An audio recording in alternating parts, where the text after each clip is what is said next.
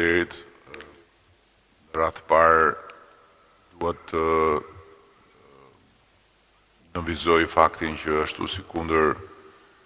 e bëm të qartë që është në momentin e nxehtë përballjes me zjarret, angazhimi moral po edhe ligjor lidhur me banesat dhe krerët e humbur të baktive do të mbahet pik për pik. Tani më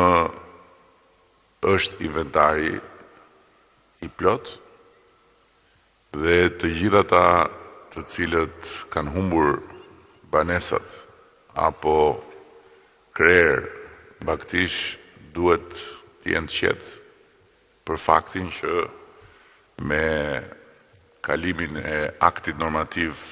të qeverisë së shpejti do të dëmshpërblehen qindark për qindark. Kjo besoj është shumë e rëndësishme, ashtu si kundër është e rëndësishme që të gjithë të fillojnë edhe të mendojnë për të marrë masa për të përfshirë në skemën e re të sigurimit të shtëpive nga fatkeqësitë natyrore, gjë që do ta sankcionojmë edhe në ligj. Kemi mbetur për një kohë gjatë për i të vërtetës i vetmi vend në Europë që nuk e ka një ligj të tillë, dhe ka ardhur koha që t'i bashkohemi të gjitha vendeve duke i dhënë mundësi të gjithëve që për një kontribut modest të mund të jenë të siguruar nga fatkeqësitë. Dhe këtu nuk është fjala vetëm për shtëpitë, sepse siç e dini të gjithë tek shtëpitë nuk i kemi lënë asnjëherë askujt asgjë mangut, por është fjala edhe për sipërmarrjet, për njësitë e biznesit, të cilat duhet sigurohen edhe nga përmbytjet, pasi koha në cilën jetojmë, siç e shihni të gjithë dhe siç e shohim të gjithë në mbar botën, po në çdo pjesë të Europës, është një kohë ku ndryshimet e klimës po sjellin gjithmonë më shumë pranë pragut të shtëpisë sfidat e mëdha të fatkeqësive natyrore dhe të emergjencave civile, ku janë përmbytjet, ku janë edhe zjarret. Tani natyrisht tek zjarret klima ka ndikimin e vet të madh, por ana tjetër e medaljes janë zjarrvënësit, për cilët do të kemi një shtrëngim të ri në kodin penal, është përgatitur dhe do të kaloj për konsultim publik bashkë me masat e tjera që lidhen me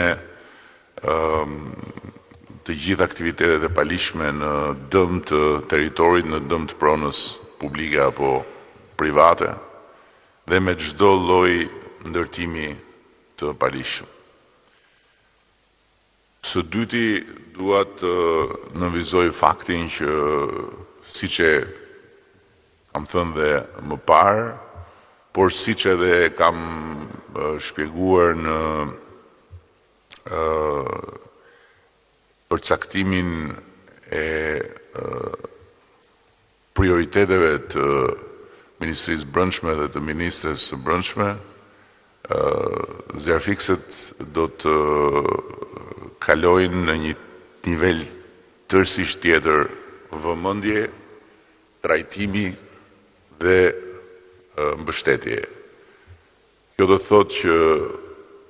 ndër të tjera zjarfiksit do të përfshihen në formulën e rritjes pagave të forcave të armatosura, të cilat sot janë dëshmitare të një rritje të vazhdueshme dhe të qëndrueshme të pagave, me synimin që në Shqipërinë 2030 ne të kemi një forcë të armatosur të Republikës së Shqipërisë në mesataren e pagave të NATO-s, që është një synim shumë ambicios, por plotësisht i realizueshëm. Sot kemi forcat e armatosura më të mirë paguara të rajonit, ndërkohë që kur e kemi nisur këtë proces, kishim forcat e armatosura më të keq paguara të kontinentit tonë. Dhe në këtë formulë do të fusim edhe zjarfiksit, për cilët do të bëjmë një rritje të vazhdueshme të pagës, shumë e rëndësishme dhe e domosdoshme, natyrisht për të gjithë është e rëndësishme dhe domosdoshme, dhe këtu nuk dua që punojësit e policisë pranishëm apo dhe të tjerë që na ndjekin të mendojnë se do kemi ca të nënës dhe ca të njerëkës, por e vërteta është që ndaj zjarfiksve kemi një borxh që nuk mund ta lëmë të thellohet, pasi ndërkohë që ata përballen me një sfidë kolosale, gjithmonë e më të madhe çdo stin vere, pagat e tyre nuk i përgjigjen lartësisë së kësaj sfide. Por nuk është vetëm çështje pagash, siç e tha ministrja, është një plan i tërë për modernizimin e mëtejshëm dhe për rritjen e kapaciteteve të gjithë trupës tonë të zjarfikseve. Dhe për këtë arsye, unë kam shumë besim që ky vit, deri në përballjen e ardhshme, do të jetë kyç për të pasur një performancë shumë më të mirë në territor, ku jo vetëm shpirti i sakrificës, jo vetëm ndjenja e fuqishme e shërbimit, që i kanë karakterizuar për hir të vërtetës të gjithë djemt, edhe ndonjë vajzë, kemi pak vajza ke zjarfiksit për hir të vërtetës në këtë përballje, por edhe aftësitë teknike, mbështetja me teknologji, mbështetja me mjete, të jenë në një nivel që rritet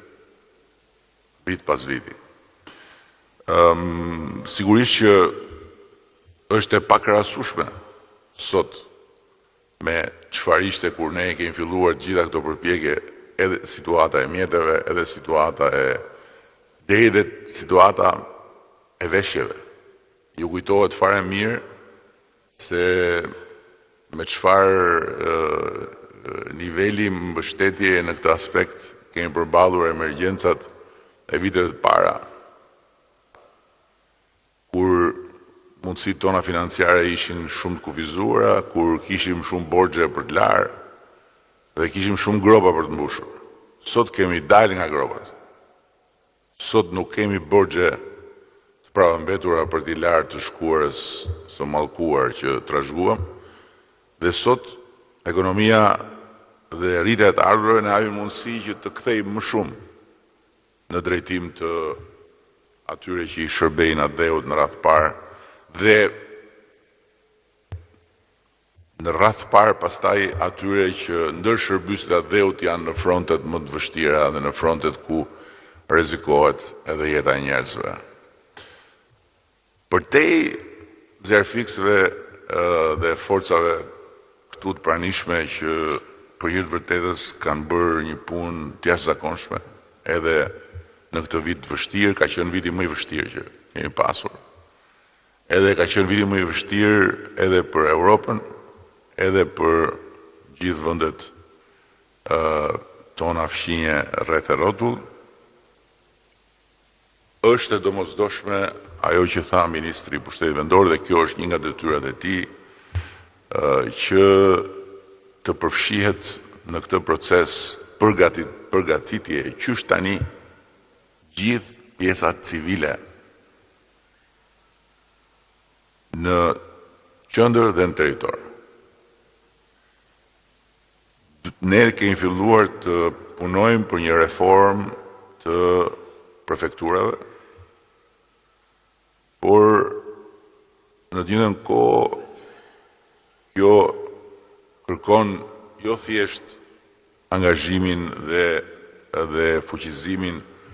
e mëtejshëm të kapacitetit të prefekturave, por kjo kërkon angazhimin dhe fuqizimin e mëtejshëm të kapaciteteve të bashkive dhe të njësive administrative, sepse ajo që vëmre është që kur vjen momenti i përballjes, kur forcat zjarfikse, forcat e ndërhyrjes shpejt, të cilat duhet t'i vlerësojnë në mënyrë të veçantë për rolin që patën këtë verë, forcat e tjera, ushtarake dhe policore, zbresin në fush, e shikojmë që nga ana e pushtetit vendor, nga ana e autoriteteve dhe e forcave të organizuara në lokalitete, ka shumë konfuzion. Ka pak koordinim, ka pak qartësi, ndërkohë që, siç e dinë shumë mirë disa këtu nga drejtuesit kryesor që kanë dhe një për shkak të detyrës një njohje më të thellë të mënyrës organizimit të vendeve të tjera. Po të marrim Italinë, dijenia për rolin dhe për vendin ku e ke detyrën,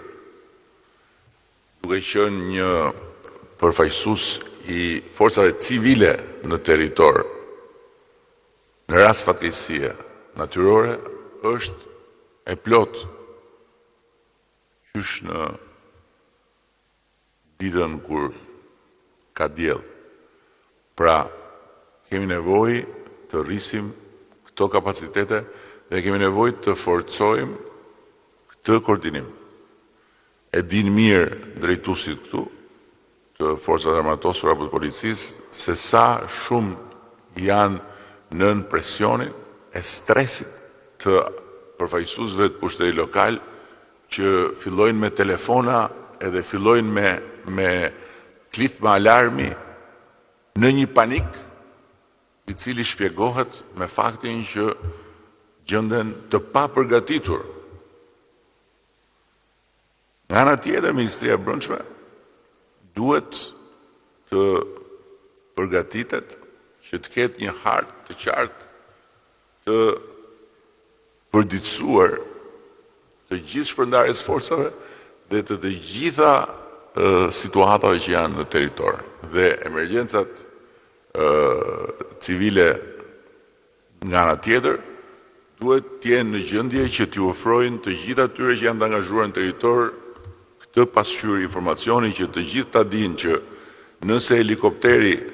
nuk po të vjen në atë moment, nuk do të thotë që nuk është diku tjetër duke bërë po këtë punë. Dhe koha për të ardhur helikopteri duhet të jetë ditur paraprakisht në mënyrë që të mos bllokohen linjat e komunikimit nga konfuzioni i thirrjeve dhe i klithjeve të gjithëve kur vjen momenti i përballjes me zjarrin. Tjetra që prapë është shumë e rëndësishme është gjithë pjesa e shërbimit pyjor dhe pjesa e përfshirjes së shkollave në lidhje me jo vetëm ndërgjegjësimin, për çfarë na duhet të bëjmë ne sot. Sot është një ditë e bukur me diell dhe që zjarret janë larg në horizont, por që do të vinë shumë shpejt, se vera do vi përsëri, në mënyrë që çdo ditë, duke bërë ato punë të vogla në thonjza në për territoret e pyjeve, të jemi më të të përgatitur për momentin kur vjen zjarri. Dhe për këtë arsye do të angazhojmë dhe po punon Ministria e Arsimit edhe shkolla në këtë proces në bashkëpunim të ngushtë me strukturat tona në territor të forcave të armatosura të policisë shtetit. Edhe patjetër edhe të zjarfiksve që do të kenë edhe një komponent të edukimit. Pra, të vizitave në përshkolla, të demonstrimeve, të cilat janë nga një anë edhe argëtuese për fëmijët, tërheqëse për fëmijët, por nga ana tjetër janë edhe informuese. Dhe kur them fëmijët kanë parasysh nxënësit e shkollave të mesme që duhet përfshihen në këtë proces, por edhe më të vegjëlit që duhet të fillojnë të ndërgjegjësohen për domosdoshmërinë që të jemi të gjithë të qartë se me çfarë kemi të bëjmë. Është një armik i ri i njerëzve të planetit dhe i këtij planeti, ndryshimi i klimës dhe ngroja gjithmonë më shqetësuese globale. Elementi tjetër që u tha këtu dhe që unë dua ta nënvizoj është teknologjia. Do të vazhdojmë të fuqizojmë flotën tonë, pa diskutim. Së shpejti do të hapet edhe fizikisht, sepse është qelur si proces me marrëveshjen e shkruar Akademia e Forcave Ajrore dhe do të filloj në Vlorë edhe përgatitja e pilotëve të rinj, ashtu si kundër do të vazhdoj të rriten kapacitetet e flotës. Këtu jemi në një qendër që flet vetë kur e shikon se si është transformuar për të administruar të flotën tonë të helikopterëve, por përtej kësaj duhet dhe do të shtojmë në mënyrë të ndjeshme flotën e dronëve. Kemi përgatitur dhe jemi duke u marrë për ditë qoftë me porositjen e dronëve me kamera termike për të monitoruar në kohë reale pyjet dhe për të kapur sa më shpejt sinjalin e zjarrit, ashtu si kundër jemi duke vlerësuar porosit për dronët që bëjnë mbjellje, sepse është dhe ky element tjetër i rëndësishëm që të mendojmë me njëherë për ripërtritjen e atyre territoreve që digjen nga zjarret dhe patjetër këtu nuk harroj edhe nevojën që ta pasurojmë flotën tonë ajrore edhe me avionët e nevojshëm zjarfikës hap pas hapi. Po ashtu e tha ministria, kemi nevojë dhe kemi filluar punën për sistemet e hershme të alarmit, duke krijuar qendrat e integruara të kontrollit për reagim të shpejtë me mjetet toksore. Këto janë pak a shumë pikat rreth cilave përmblidhet gjithë kjo përpjekje e përbashkët, por arsyeja pse jemi sot këtu është për të dhënë një sinjal shumë të qartë që sot zjarret janë në horizont, por koha deri kur të përballemi me to shumë e çmuar dhe nuk është e gjatë, është e shkurtër. Prandaj çdo ditë sipas detyrave në këtë front të gjerë, të gjithë duhet të bëjmë pjesën tonë edhe duhet të bëjmë punën tonë. Duhet të bëjmë punën tonë sepse kemi mundësi nuk kemi mundësi që ti ndalojmë zjarret, se ka bërë kush, por kemi mundësi që të punojmë për të zvogluar sadopak dëmin e pajvitueshëm që ato bëjnë. Për arsye të kësaj sfide e kam ndjekur edhe personalisht të gjithë procesin e masave edhe të ndërhyrjeve që kanë bërë vendet të tjera, disa vende të tjera. Duke filluar nga Greqia, që e ka pasur dhe ka një problem të rënd kronik, problemin e zjarreve, dhe që ka bërë investime masive në të gjitha drejtimet për të rritur rezistencën edhe për të ulur nivelin e dëmit, tek Italia apo tek ndonjë vend këtu në rajon, dhe megjithatë kur vjen puna tek sezoni i zjarreve, prap e shohim se sa e vështirë është. Europa vetë, Bashkimi Evropian, po ashtu, ka bërë shumë investime tek sistemi i përbashkët i mbrojtjes, por humbjet e këtij viti kanë qenë humbjet më të mëdha historike. Në pyje edhe në njerëz edhe në bakti e kështu me radhë.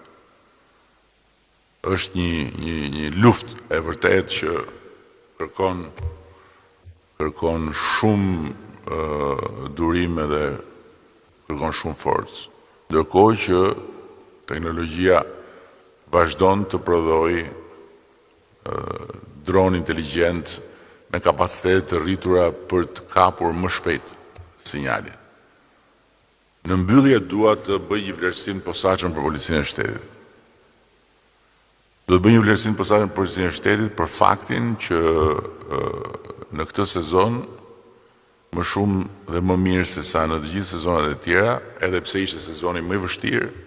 Policia e Shtetit ka qenë në gjendje të identifikojë dhe të arrestojë psikopat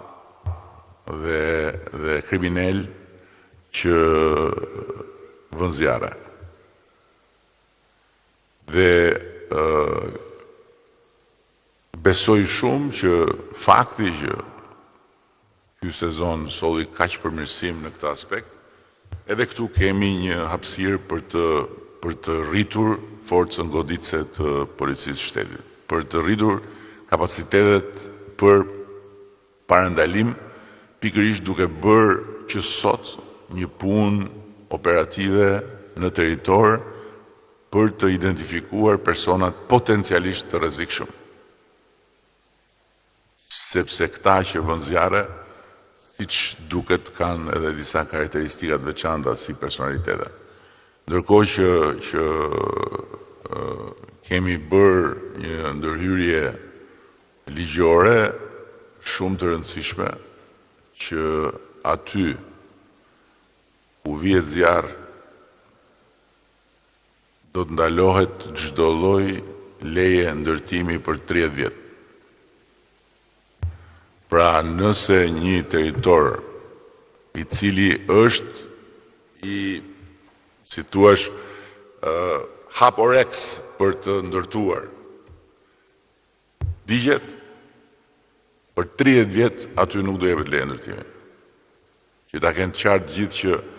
djegja nuk të sjell në kushtet kur ti pastaj mund të vish thuash që nuk është pyll, nuk ka pemë aty, kështu që kjo është toka ime dhe unë dua të ndërtoj. 30 vjet do të ndalohet dhënia e lejes së ndërtimit dhe ai territor do të rimbillet. Dhe për këtë jemi duke punuar me Ministrinë e Mbrojtjes për të sjell edhe dronët mbjellës që janë një forcë e re e teknologjisë që ndihmojnë në ripërtritjen e territoreve të djegura, gjë për të cilën është përfshirë edhe Ministria e Mjedisit drejt për drejt. Ju falenderoj vërtet shumë për të gjithë punën që keni bërë, ju që jeni këtu. Falenderoj në mënyrë të veçantë Zjarfiksit që i shoh në këmbë atje. Ju siguroj që jemi shumë të vetëdijshëm edhe për sfidën, edhe për vlerat e mëdha të shërbimit ndaj vendit që ju keni promovuar përmes rolit tuaj në këtë përballje edhe këtë vit, dhe jemi shumë të vetëdijshëm edhe për nevojat dhe për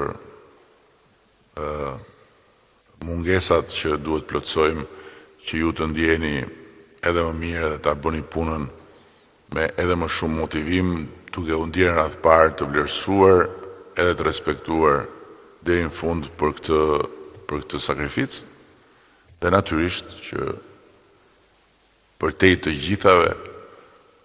edhe motivimi financiar, apo më saktë jo edhe, po motivimi financiar mbetet kyç dhe ne e kemi shumë mirë parasysh.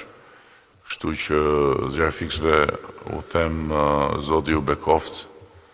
edhe bekoft edhe familjet tuaja, sepse realisht ajo që ju bëni është diçka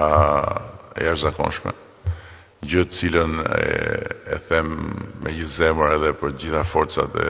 armatosura që janë përfshira në vijën e parë në këto raste, apo dhe për forcat e policisë shtetit. Shumë faleminderit gjithëve, edhe